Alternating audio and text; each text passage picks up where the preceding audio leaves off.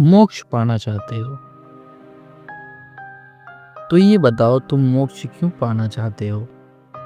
चलो छोड़ो, मोक्ष होता क्या है ये जानते हो? मोक्ष क्या मरने के बाद मिलता है? तो उसका जवाब है बिल्कुल नहीं। मोक्ष तुम अभी पा सकते हो, इसी क्षण पा सकते हो। इस वीडियो के आखिरी तक तुम्हें मोक्ष मिल जाएगा।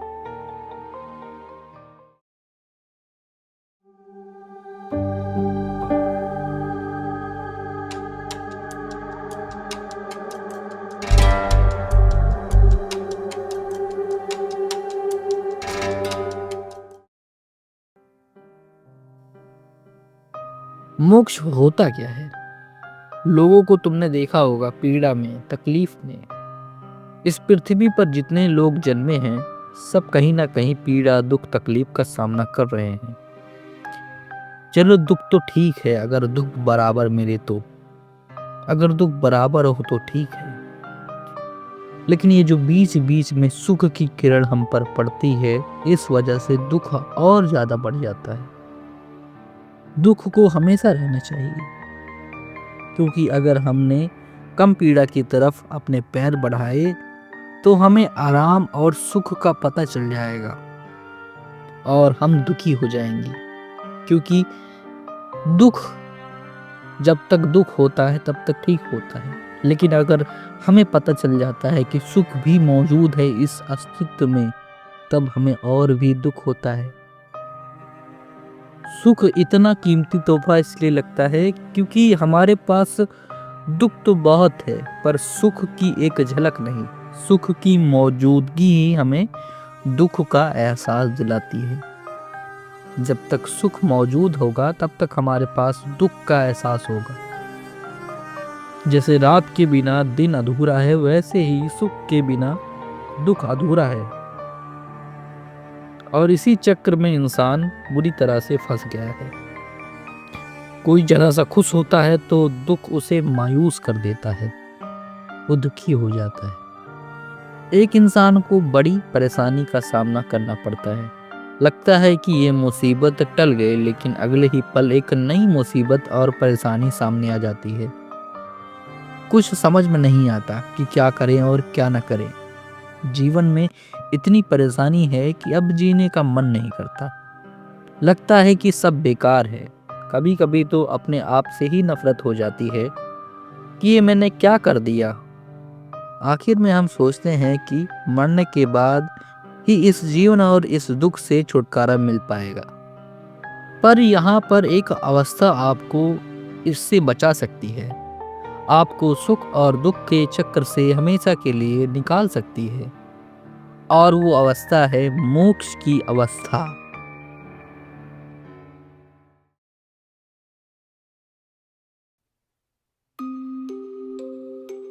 आपने ये शब्द फिलॉसफी यानी दर्शन में सुना हो, लेकिन बहुत लोग समझते हैं कि ये कोई मौत के बाद की अवस्था है, पर ऐसा नहीं। ये स्वर्ग और नरक की तरह बिल्कुल नहीं है कि आपके मरने के बाद आपको स्वर्ग और नरक में भेजा जाएगा। स्वर्ग और नरक दोनों अलग चीजें हैं। ये सिर्फ इंसानों की लालच भरी सोच का रूप है। लालच भरी सोच इसलिए है कि कोई बुरे काम क्यों नहीं करता, क्यों नहीं करना चाहता। यहाँ चाहत की बात हो रही है, क्यों नहीं करना चाहता? क्योंकि उसे पता है कि अगर मैंने बुरे कर्म किए तो मुझे दंडित किया जाएगा। उसका मन तो है बुरा काम करने का, लेकिन उसे पता है कहीं ना कहीं कि अगर मैंने बुरे काम किए तो वो मुझे दंड मिलेगा, मुझे आगे चल के स्वर्ग नहीं मिलेगा। उसे स्वर्ग की लालसा है, इसलिए वो बुरे काम करने की वजह से बचता है। कई लोग करते भी हैं और कई लोग नहीं भी करते हैं। उन कुछ लोगों में से कुछ आते हैं जो इसलिए नहीं करते हैं क्योंकि उन्हें लालच है स्वर्ग की। और जो कुछ लोग अच्छे काम करते हैं दिखावे के पर्पस से, कि दान पुण्य कर दिया, ये वो कर दिया। लेकिन जो दिखावे के लोग होते हैं वो सिर्फ इसलिए अच्छे काम करते हैं क्योंकि उन्हें ये पता है कि अगर मैंने अच्छे काम किए तो मुझे स्वर्ग नसीब होगा।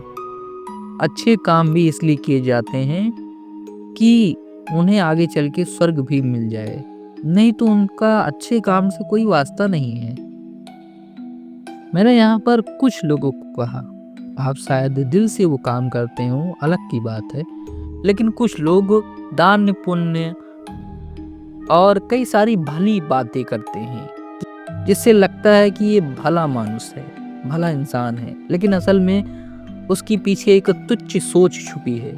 स्वर्ग की लालच, स्वर्ग का एक झूठा रूप, ये सिर्फ इंसानी बनावट है। स्वर्ग और नरक की लालच में किया गया काम कोई काम नहीं है। अगर आप अच्छाई और बुराई इसलिए करते हैं कि आपको पता है कि स्वर्ग और नरक मिलेगा, ये सिर्फ एक लालच है कि मुझे स्वर्ग और नरक मिलेगा। बस मानो कि एक लालच भरी ये सोच का एक तुच्छ रूप है स्वर्ग और नरक, और कुछ नहीं। लेकिन मोक्ष इन सभी चीजों से ऊपर है। हीरे जवाहरात दुख और सुख से भी ज्यादा मूल्यवान है। अगर इस अवस्था में कोई एक बार चला जाए तो वो सुख और दुख के चक्र से पूरी तरह से आजाद हो जाएगा। उसे ना तो सुख की लालसा होगी, ना तो दुख का भय। वो पूरी तरह से मुक्त हो जाएगा सुख और दुख के चक्र से, भय और लालच के एक बंधन से। लेकिन सवाल यहाँ पर यह आता है कि कोई इंसान उस मोक्ष की गहन अवस्था में उतरे कैसे। तो आइए जानते हैं कि हम मोक्ष को कैसे समझ सकते हैं, मोक्ष क्या है। तो आपको मोक्ष में जाने के लिए इन 3 नियमों को समझना होगा। पहला नियम, आइडेंटिटी। अपनी पहचान छोड़ो। इंसान अपने जीवन में अपनी पहचान को सच मान लेता है। अगर मैं आपसे पूछूं कि आप कौन हैं, मैं आपको कैसे जान सकता हूं, तो आप अपना नाम बताएं, घर बताएं, जगह बताएं, आप क्या करते हैं, आपका प्रोफेशन क्या है, ये बताएं। लेकिन क्या मैं उससे आपको जान सकता हूं? नहीं, आपको मैं नहीं जान सकता। बस आपके आइडेंटिटी को पहचान सकता हूँ। आपकी पहचान क्या है उससे मैं आपको नहीं जान सकता। पहचान से कोई किसी को नहीं जान सकता। आप असल में क्या हैं वो मैं कभी नहीं जान सकता। आप कहते हैं कि मैं गरीब हूँ, आप कहते हैं कि मैं अमीर हूँ, आप कहते हैं कि मैं ये हूँ वो हूँ, लेकिन ये सारे के सारे एक लेवल्स हैं। वो तुम नहीं हो। कोई तुम्हें जान नहीं सकता। तुम्हारी पहचान से वो ये जान सकता है कि तुम कहाँ रहते हो, किधर रहते हो, नाम क्या है तुम्हारा, बस उसके अलावा कुछ नहीं जान सकता। तुम्हारी पहचान से मैं तुम्हें नहीं पहचान सकता। जैसे फिल्म का किरदार फिल्म के बाद मेकअप उतार देता है, वैसे ही जब तुम ये देख लेते हो कि मेरी पहचान मेरा नाम या मेरी जगह या मेरी हालत नहीं तय करती। मैं कौन हूँ कि मैं ही जान सकता हूँ। मोक्ष में उतरने के लिए तुम्हें ये समझना होगा कि मोक्ष कहीं जाने का नाम नहीं है। मोक्ष ये है कि जो तुम हो वो हो जाओ। वो चीजें छोड़ दो जो तुम थे ही नहीं कभी। अपनी पहचान को छोड़कर वो हो जाओ जो तुम हो। दूसरा नियम, डिजायर्स।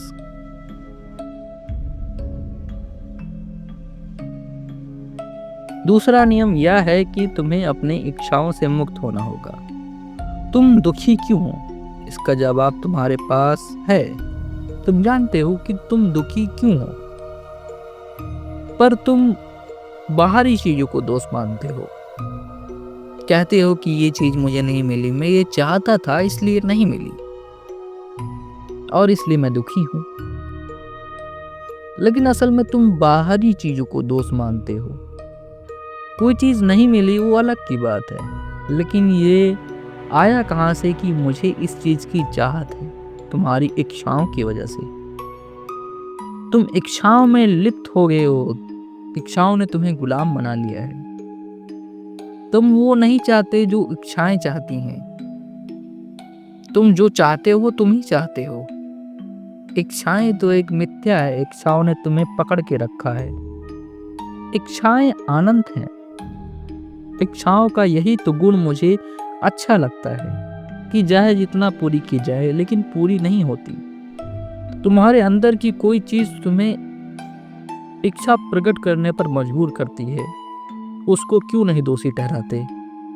ये दोष बाहर की चीजों में नहीं है, तुम्हारे अंदर है, तुम्हारे इच्छाओं में है। इच्छाएं नहीं होगी तो दुख नहीं होगा। दुख इसलिए होता है कि तुम चाहते थे कि कोई चीज मेरी हो, मेरी हो जाए, और वो चीज तुम्हारी नहीं हो सकी, इसलिए तुम दुखी हो। दुखी इसलिए हो क्योंकि इच्छाएं कुछ चाहती थी और इच्छाओं को कुछ नहीं मिला, इसलिए इच्छाओं ने तुम्हें दुखी कर दिया। तो तुम्हें अपनी इच्छाओं से मुक्त होना होगा। इसका मतलब ये नहीं है कि तुम वो भूल जाओ जो तुम्हें करना है। तुम्हें जो करना है और तुम्हारी जो इच्छाओं को करना है, दोनों में अंतर है। इच्छाओं के तुम गुलाम मत बनो।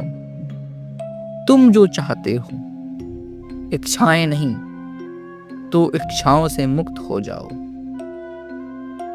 अब बारी है सबसे अहम नियम की। हम अपने जीवन में बहुत कुछ करते हैं, लेकिन हम अपने उसे पूरे होश में नहीं करते। आपको ये बात अजीब लग सकती है, लेकिन मैं आपको एक प्रूफ दिखाता हूँ। आपने ये वीडियो चलाई पूरे होश में, लेकिन अगर आप इस वीडियो को देखते वक्त कुछ और सोचने लगे तो आप अपना होश खो रहे हैं। इसे ही कहते हैं अपना होश खोना। इस नियम में हम ऑब्जर्वेशन की बात कर रहे हैं। आपने ऑब्जर्वेशन करना ही बंद कर दिया। आप चीज़ों को देख रहे होते हैं, असल में आप चीज़ों को नहीं देख रहे होते। आपकी और उस चीज़ के बीच में कई सारे विचार खड़े हो जाते हैं, और इसे ही कहते हैं ऑब्जर्वेशन का भंग होना। आप कुछ खाते हैं, पीते हैं, लेकिन जब आप खाना खा रहे होते हैं तब आप कुछ सोचने लगते हैं, और वही है ऑब्जर्वेशन का भंग होना। जब आप खाएं तो सिर्फ खाएं। बेहोश होने का मतलब सिर्फ यही है कि आप जहां हों, आपकी शरीर जहां है, आप वहां ना हो, आपका मन वहां ना हो। आप ऑफिस में हैं, आप ऑफिस में बैठे हैं, लेकिन आपका मन लगा है घर में। आप घर में हैं, आप घर की बातों को सोच रहे हैं। आप इसलिए सोच रहे हैं कि उस जगह पर पीड़ा है, और आपका मन बेहोशी की हालत में आपको अपने घर में ले जाता है, और इसे ही कहते हैं बेहोश होना। जहाँ आपकी शरीर हो वहाँ आपका मन ना हो, इसे ही कहते हैं बेहोश होना। आप चीज़ों को ऑब्जर्व नहीं करते हैं। आगे से जब आप कुछ करें तो सिर्फ वही काम करें जो आप कर रहे हैं। अगर आप टीवी देख रहे हैं तो केवल टीवी देखें। आप अगर कुछ कर रहे हैं तो सिर्फ वही काम करें। आप मूवी देख रहे हैं तो मूवी देखें। आप पढ़ रहे हैं तो सिर्फ पढ़ें। विचारों को बीच में ना आने दें। अगर विचार बीच में आते हैं तो आप सिर्फ विचारों को देखें। विचारों को कैसे देखें पर? जैसे एक नदी में पानी बह रहा हो और आप एक किनारे खड़े होकर सिर्फ उसे देख रहे हैं। इसी तरह अपने विचारों को देखें, ऑब्जर्व करें। जैसे कि सड़क पर वाहन चल रहे हो और आप किनारे खड़े होकर वाहनों को देख रहे हैं, विचारों को देख रहे हैं, और आपके विचार धीरे धीरे धीरे धीरे शून्य हो जाएंगे और आप मोक्ष की ओर प्रस्थान कर लेंगे। आप मोक्ष में लुप्त होने लगेंगे। यही है मोक्ष का होना। अगर आपने मोक्ष को समझ लिया तो आप मोक्ष में हो जाएंगे। अगर आपने इस वीडियो को पूरी तरह से बिना किसी विचार के देखा तो आप मोक्ष में हैं। आपने कुछ प्रतिशत मोक्ष को पा लिया है। दो बातें ही बचती हैं फिर।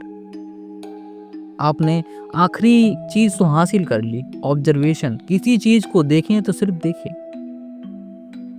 अगर आपने इस वीडियो को बिना किसी विचार के देखा है तो कमेंट करके जरूर बताएं कि आपने इस वीडियो को बिना किसी विचार के देखा है। और अगर नहीं भी देखा है तो कोई नहीं, दोबारा वीडियो प्ले करें और दोबारा देखें बिना किसी विचार के, शून्य होकर।